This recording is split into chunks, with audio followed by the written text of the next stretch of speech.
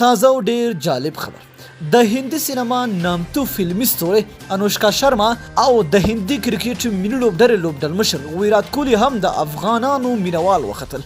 دا چې د افغانانو په حق له او د افغان لوبغاړو په حق له دوی څه نظر دی د هر سره په دغه ویډیو کې وګورئ. خو ویډیو را سره تر پایه وګورئ.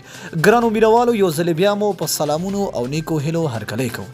د هندي سینما نامتو فلمي ستوري انوشکا شرما وایي چې افغانان ډیر خواږه خلک دي او له افغانانو سره ډیره مینه لرم.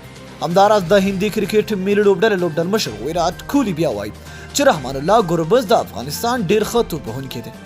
د معلوماتو تر مخه د افغانستان کرکټ ملي لوبډلې یو مینوال رحیم صدیقی په نیوزیلند کې د هندي کرکټ ملي لوبډلې مشر او مخکښ توپوهونکی ویرات کوهلی او د هغه میرمن او د هندي سینما نامتو ستوري انوشکا شرما سره لیدلی دي. هغه په خپل فیسبوک پاڼه کې لیکلی دي چې دواړه یې په ګاډي کې ولیدل او له دواړو سره یې بنډار وکړ. رحیم صدیقی لیکي چې له ویرات کوهلی نه مې پوښتنه وکړه چې د افغانستان لوبډله څنګه ده. نو هغه راته وویل د افغانستان لوبډله به ډېر زر نور پرمختګ وکړي او چې افغانستان دا کوم د پیل توپوهونکی دی رحمان الله ګربز ډېر ښه بیټسمین دی. کچېرې په ده باندې او په ځوانانو باندې کار وشي ډېر زر به نړیوال جام وګټي او یوه ډېره خطرناکه لوبډله به وي. هغه وایي ما ورته دا هم ویل چې کله د بل لوبډلې پر وړاندې لوبه کوي نو د خپلې غوسې له لاسه خپل ډیر مینوال له لاسه ورکوي.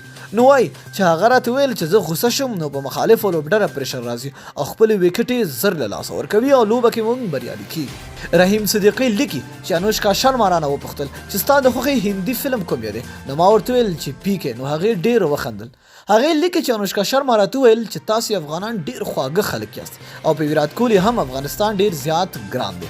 هغه زیاته کړه چې موږ د افغانانو سره ډیره مینه لرو. نو ډیره مینه او مننه دوستانو چې ویډیو مو را سره ولیدله. تر بیا او بلې ویډیو د الله په امان په دعاګانو کې مې یاد ساتئ.